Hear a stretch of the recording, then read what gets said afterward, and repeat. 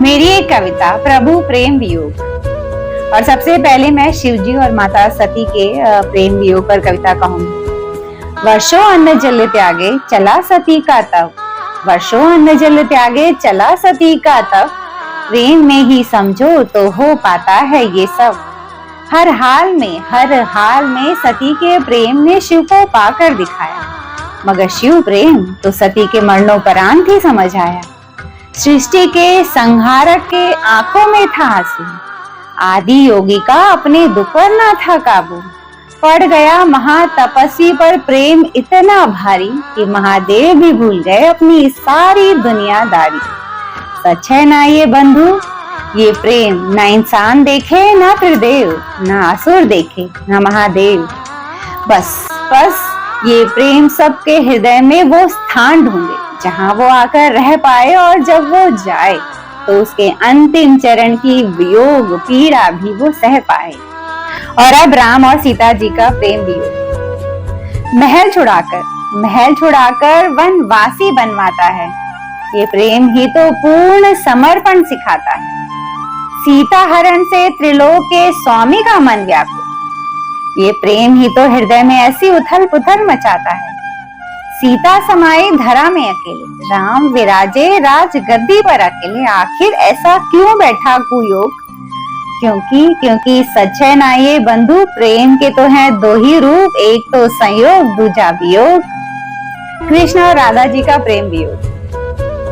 बचपन की प्रीत श्याम राधा के मन में, राधा श्याम की बांसुरी का गीत, चोरी चुपके मिलते जुलते, रूठते मनाते नाचते गाते। अथाह प्रेम को परिभाषित करते करते, प्रेम के हर गुण को महसूस करते करते, ये युगल जोड़ी भी आ पहुंची वियोग की दहलीज पे। और वो दिन भी आया जब विरह की अग्नि बही इन दो हृदय के बीच में। सच है ना ये बंधु कि दुख के सागर में डूबे बिन कोई सुख का सगा ना बन पाएगा। प्रेम वियोग को महसूस किए बिन किसी का प्रेम पूर्ण ना हो पाएगा। Thank you so much. आप सब ने अपना कीमती वक्त देकर मेरी इस कविता को सुना, और मुझे उम्मीद है मेरी कविता आप सभी को बहुत अच्छी लगी होगी। और अगर अच्छी लगी हो तो मेरे वीडियो के ठीक नीचे एक रेड कलर का सब्सक्राइब बटन है, उसे दबा दीजिए ताकि मेरा हर नया वीडियो आप तक आसानी से पहुंच सके और मैं आप सबके दिलों तक भी आसानी से पहुंच सके। तो जैसा कि मैंने अपनी कविता में आप सबको बताया कि प्रेम वियोग की पीड़ा, प्रेम विरह की जो तकलीफ है, प्रेम की जुदाई का जो दर्द है, वो तो हमारे ईश्वर ने भी सही है, फिर चाहे वो कृष्ण जी हो, राम जी हो या स्वयं महादेव ही हो। तो कभी आपने ये सोचा है कि वो ईश्वर थे तो क्यों उन्होंने हमें जो है कि ये भी समझाया कि प्रेम का एक रूप ये है, विरह भी होता है, वियोग भी होता है, हमें जुदाई का भी दर्द सहना होता है। तो क्यों हमें ये जो है कि मैसेज मिला उनकी कथा कहानियों से। तो अगर आप प्रेम को समझना चाहते हैं, प्रेम को बहुत बारीकी से, हृदय की गहराई से समझना चाहते हैं, तो फिर आपको वियोग में पीएचडी तो करनी ही होगी। क्योंकि जब आप वियोग को समझ पाएंगे, प्रेम तो पहले देखिए बहुत नेचुरली होता है ना, ऑर्गेनिक तरीके से बहुत ही शुद्ध हृदय के साथ हो जाता है। बट जब वियोग आता है तो दर्द भी तो बहुत ज्यादा गहरा होता है। और जितना ज्यादा विरह की पीड़ा होगी, जितना ज्यादा जो है जुदाई की तकलीफ को आप समझोगे, एनालाइज करोगे कि इस वक्त मुझे क्या क्या हो रहा है, और इस वक्त जो है कि प्यार की वैल्यू समझ आएगी आपको। जब आप जो है कि दुख में होते हैं तो देखिए जब बहुत ज्यादा दुख आता है ना, तब आपको एक्चुअली समझ आता है कि सुख के एक एक पल तो बहुत कीमती थे। मतलब कीमती में मैं ये कहूंगी कि ये नहीं कि मेरे पास बहुत महंगी चीजें हैं या लग्जरी लाइफ है, नहीं। तब आपको ये छोटी छोटी बातें समझ में आने लगेगी, जैसे कि खाने को रोटी जा रही है मुंह में, तो एक्चुअली आप बहुत किस्मत वाले। ये बातें हम जो है कि ये सब बातें भूल चुके होते हैं। हम जब दुखी क्यों होते हैं क्योंकि हम जो है इन सारी चीजों को गिनती ही नहीं करते कि ये भी सुख है, सर पे छत होना भी सुख है, खाना होना हमारे सामने भी सुख है, हमारे परिवार के लोग स्वस्थ हैं, सब अच्छे से जो है कि काम कर रहे हैं और घर आ जा रहे हैं रात को सही सलामत लौट कर, ये भी एक सुख है। कितने सारे सुख के पल हम हर दिन जो है कि बिता रहे हैं, लेकिन हमें दिखता नहीं कुछ, हमें दिखता सिर्फ दुख है कि यार मुझे ये नहीं मिला, यार मैं वो चाहता हूँ पर हो नहीं रहा। मतलब हम इतने फोकस हो जा रहे हैं अपने दुख पर कि हम इतने सारे सुख की चीजों को भी समझ ही नहीं पा रहे हैं। जब बहुत गहरा दुख आता है ना, जब बहुत तकलीफ आती है, जब मान लीजिए शरीर को बहुत बीमारी आ जाए, तब सब नजर आता है आपके सामने कि यार खाना अच्छा मिल रहा था जो मैं खा पा रहा था और अब मैं खाना नहीं खा पा रहा, तो हर एक चीज की वैल्यू समझ आती है।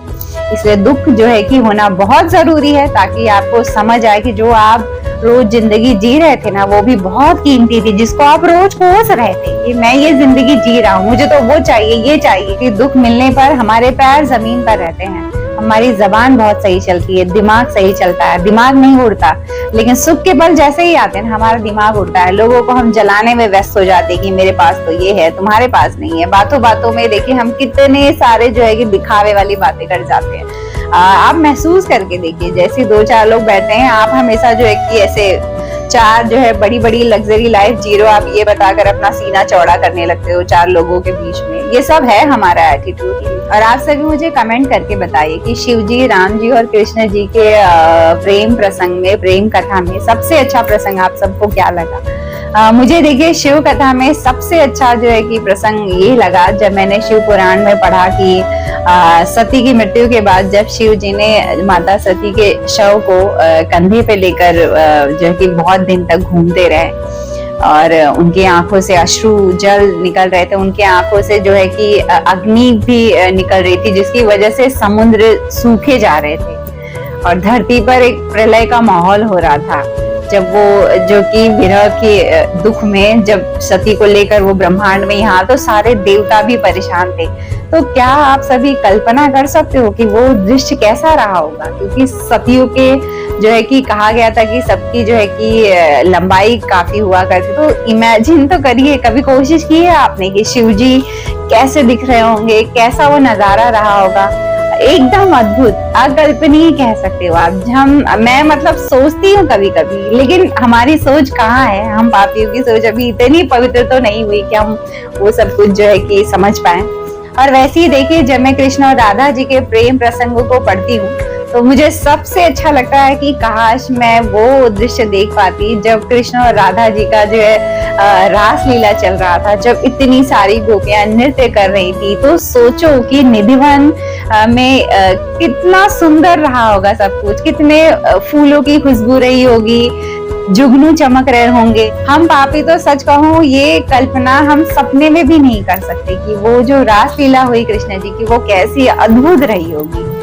और राम जी के प्रसंग में देखिए सबसे जो है कि मुझे जो सबसे अच्छी लगा प्रसंग वो ये कि जब वनवास में गए तो सीता ने किस तरह उनके साथ जो अपना जीवन यापन किया, महल में रहने के बाद भी कितनी सादगी के साथ उन्होंने अपना जीवन बिताया उनके साथ। और ये थी मेरी बातें, आप सभी भी कमेंट करके बताइए आपको जो अच्छा लगा हो। चलती हूँ एक और नए वीडियो में, आप सबसे मेरी मुलाकात रहेगी, तब तक उससे दोस्ती बनाए रखिएगा। इससे